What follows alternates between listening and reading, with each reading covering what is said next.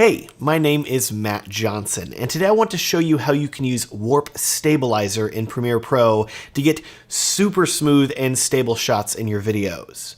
And to help you out and save time, I've created a set of presets that will apply my exact customized Warp Stabilizer settings to your video clips so you can have stable footage without jello or other weird artifacts. You can download my Warp Stabilizer presets completely for free at the link in the video description, which also happens to be next to the link to this video's sponsor, Artgrid.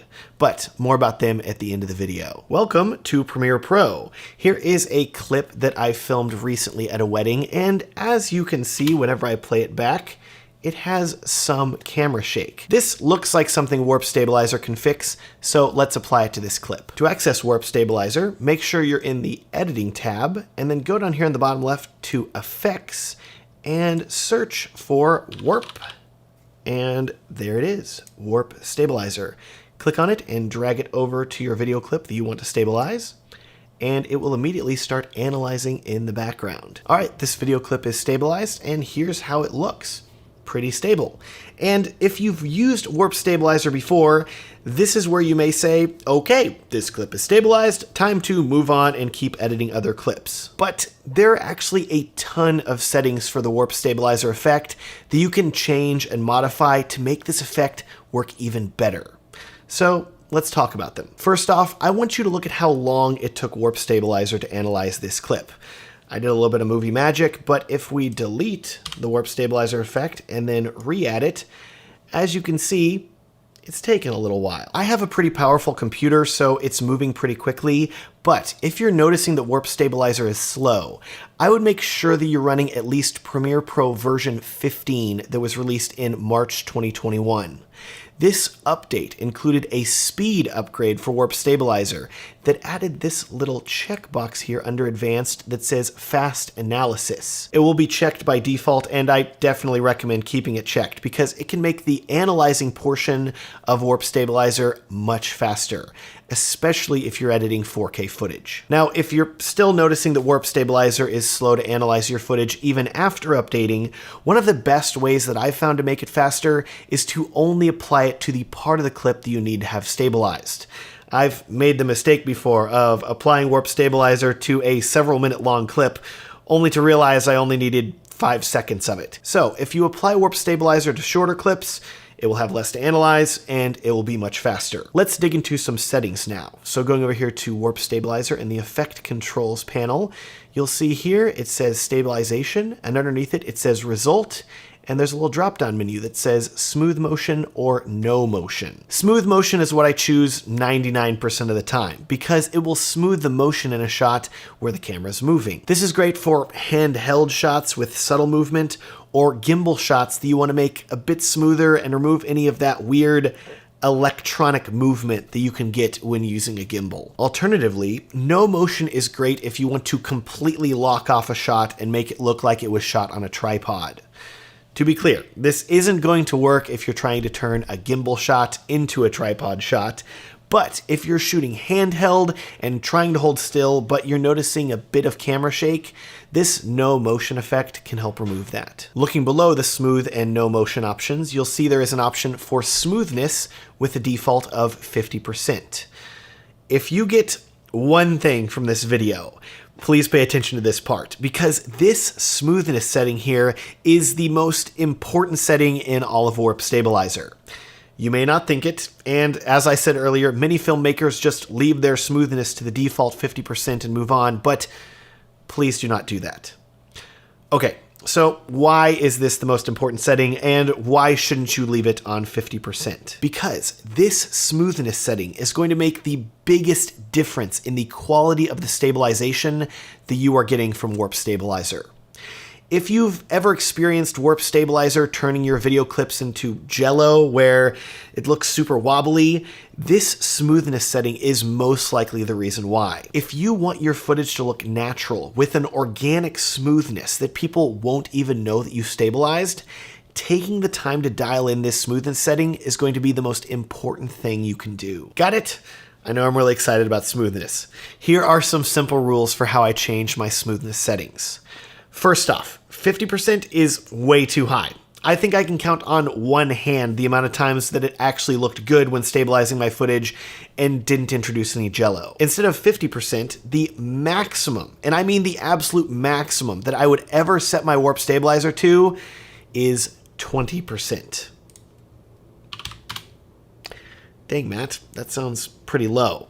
You haven't seen anything yet. Trust me, 20% is plenty. Now, if you want to save some time, you can go up here to Warp Stabilizer, right-click on the text here, select Save Preset, and let's name this 20% Warp Stabilizer, who is Matt, and click OK. Now, if you ever want to access this setting again, you can go down to the Effects panel, hit X here, and click Presets, and there's 20% Warp Stabilizer, who is Matt.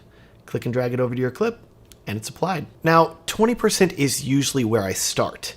If I'm editing a gimbal shot and I want it to have a bit smoother, more organic movement, I find that 20% usually looks great. In this test shot though, 20% adds a bit of a weird ripple whenever I bring the camera back in the other direction. You can really notice it in the chair in the bottom right. It kind of stretches and reappears. Looks a little funky. So if you watch back your clip at 20% and it looks a bit weird with a bit of jello in spots, it's time to drop the smoothness lower. Now you may be thinking, okay, let's try 15% or 10%.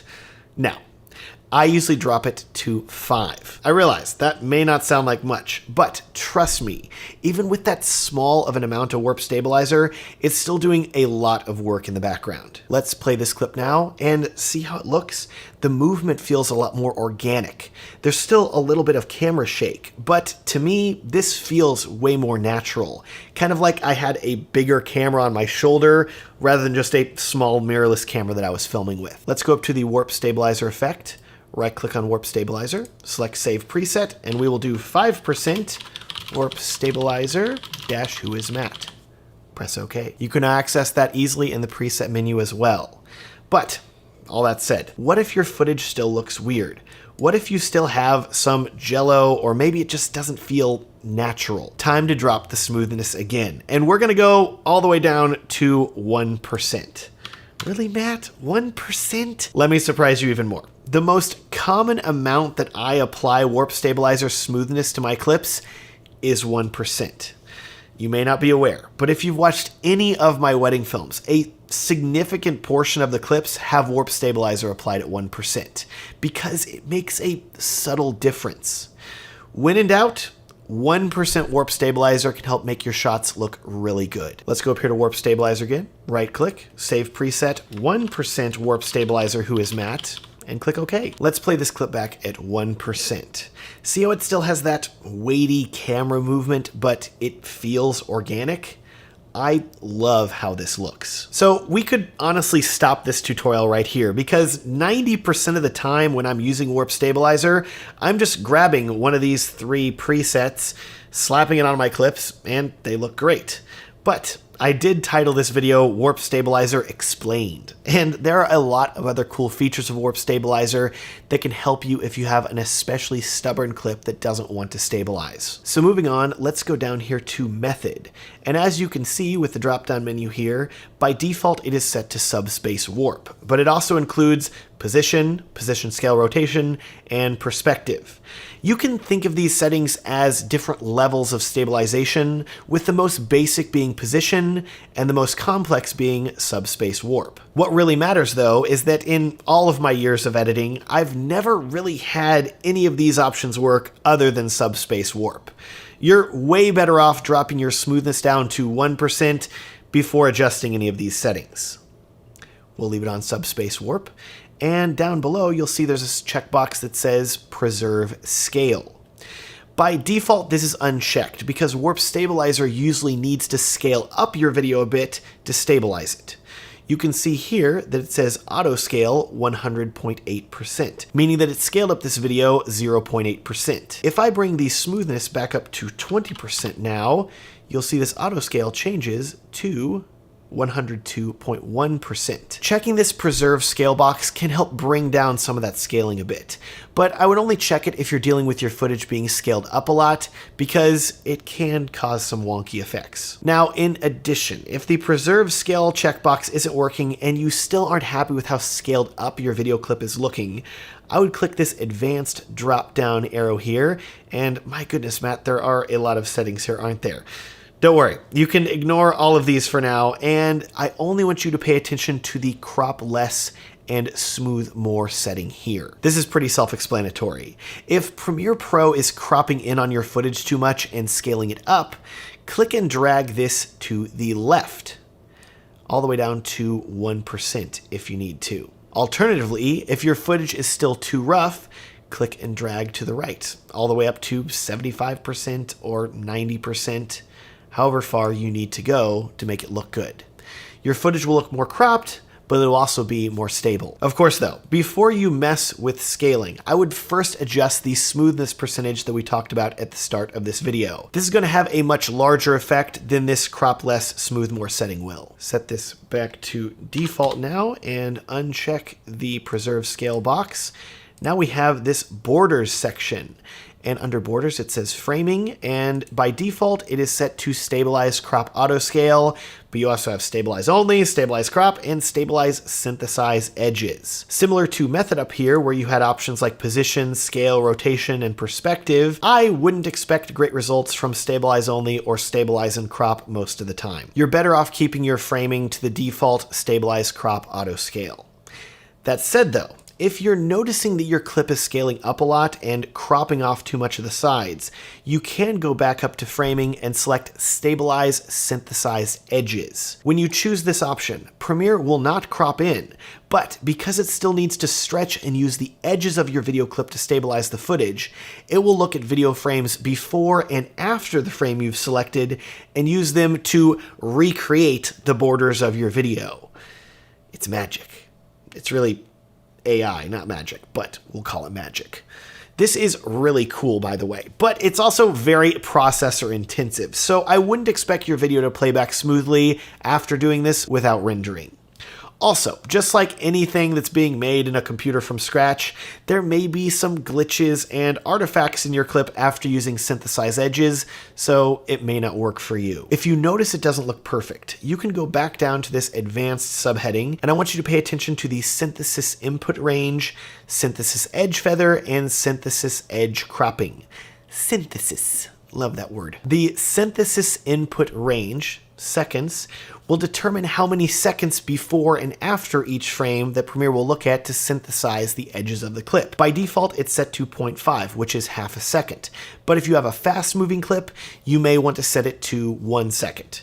Just be aware that this could potentially make your render times for your video longer because Warp Stabilizer will need to analyze even more of your clip when you export your video. Looking at Synthesis Edge Feather now, by default this says 10, and this can help make the borders of your video look smoother where they meet up with the synthesized edges. Feel free to crank this up to 20 or higher if you need to. Likewise, Synthesis Edge Cropping, let's click this little drop down here. Ooh, left, top, right, bottom. You can choose which edges of your video clip you want to crop in. And this can help fix any weird edges that you get from your edges being synthesized. All you have to do is choose which side of your video you want to crop. Let's select the top here and we'll do like 132.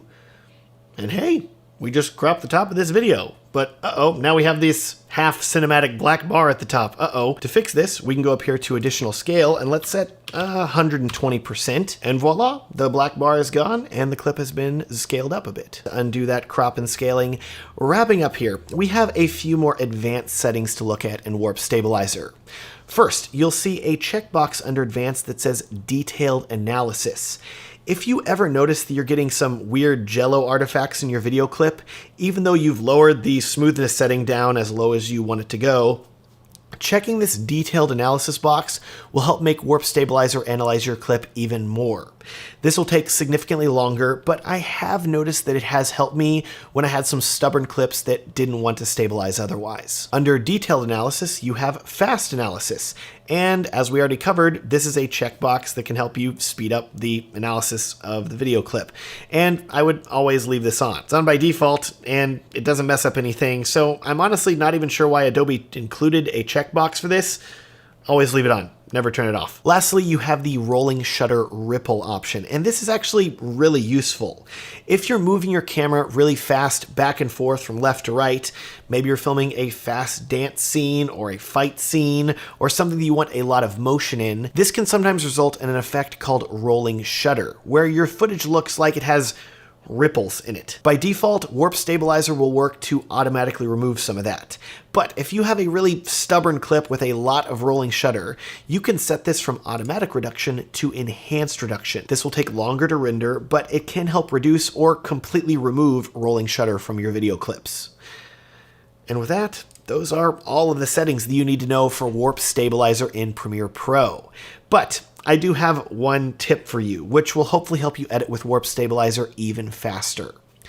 I want you to be aware that every time you apply Warp Stabilizer to a video clip, Warp Stabilizer is generating a ton of stabilization data. Thousands upon thousands of stabilization points that it uses to stabilize your footage. These stabilization points need to be saved somewhere because they can't be deleted, otherwise you wouldn't have stable footage. Because of this, Adobe saves all of this stabilization data to your Premiere Pro PRPROJ project file, and it can add up quickly.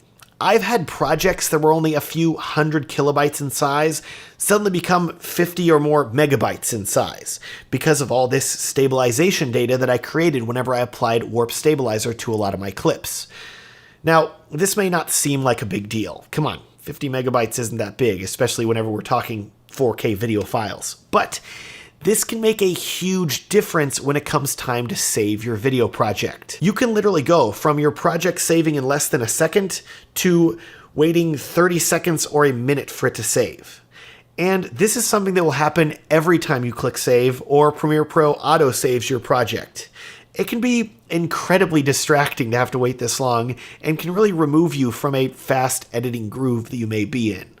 So, to keep that from happening, I would wait until you're finished editing to apply Warp Stabilizer to your clips. Make all of your cuts, add all of your other effects, color grade and mix your audio, and then finally, after all of that, apply Warp Stabilizer. This will keep your saves fast right up until the end and keep you editing quickly. Speaking of editing quickly, have you downloaded my Warp Stabilizer presets yet? They're free and linked down below. Also down below is a link to this video's sponsor, Artgrid. To edit a video, you need video clips. But what do you do if you don't have the clips that you need? Maybe you're filming a wedding, and you're behind schedule and you didn't have time to film any establishing shots of the location. This is where Artgrid comes in. With thousands upon thousands of video clips filmed by many filmmakers around the world, they have the footage that you're missing. Need establishing shots of a beach? What if it's cloudy? Sunset? They've got it. Filming a forest elopement and you need a few more tree shots. Dang, these are some pretty trees. If you can think of it, Artgrid probably has clips for it. And they organize these clips into stories. So if you find yourself liking one clip from a filmmaker, you can also look at more clips in that story from the same filmmaker to use as well. This can save you a ton of time when searching. But let's talk price, because while I'm sure the prospect of having all this footage at your disposal is intriguing, you may have been burned by stock footage in the past, because it's traditionally very expensive and can be hundreds of dollars for even one 4K clip. Let's not even get into what happens when you try to license a clip to use on broadcast TV. It gets expensive quickly. This is one of the big reasons I love Artgrid though. They've done away with per clip pricing and instead use a subscription model where only $299 per year gives you unlimited access to download as much as you want from their library in HD resolution. If you want 4K, 6K, or 8K resolution footage, it's only $180 more at $479 per year. But here's where things get really cool.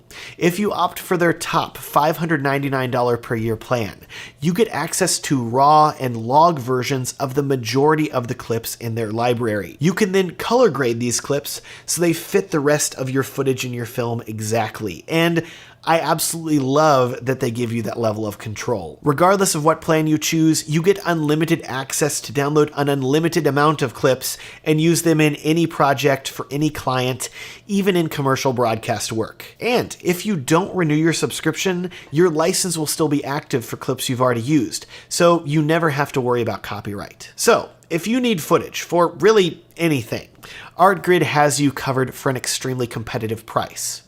And as a bonus for you, if you use my link to Artgrid down in the video description, you can get 2 months added to any subscription for free.